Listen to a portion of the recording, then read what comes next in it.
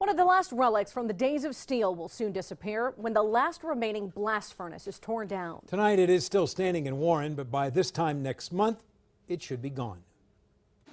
Things were quiet this evening around the area's last blast furnace in Warren. The only sound, the faint hint of steam coming from two pipes.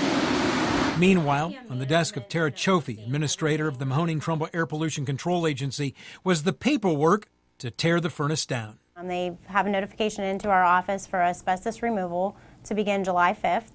After the asbestos is completely removed from the structure, then they'll demolish that, and that's scheduled for July 25th. History will remember it as the Trumbull Cliffs blast furnace. Built in 1921, it was operated for most of its life by Republic Steel, though today the name on the sign is RG Steel. Anytime that we lose any industrial sites here in the valley, I shed a quiet tear. Rick Rowlands is a Youngstown area steel historian. He called the blast furnace the icon of the steel industry. Unlike other mills buildings where you just have long sheds that you don't really know what's going on, these are rather interesting looking. So people see them, and that gives them the idea of steelmaking. In September of 2011, I was perhaps the last journalist to tour the Warren blast furnace. We're the only ones left. We've been closed and down, but we're still here. This is Pine Street in Warren. I'm about a half a mile away from the blast furnace at this point. For about 100 years, that entire piece of property behind me was filled with a huge steel mill, all of which is now gone.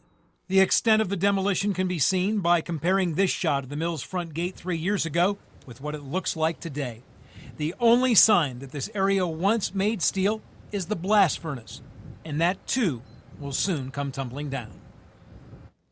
Well, at its peak, what used to be the Youngstown Steel District had 27 blast furnaces. The most famous of the furnace demolitions was in the early 1980s when the 4 furnaces of the U.S. Steel Ohio Works fell. 3, 2, 1. Fire!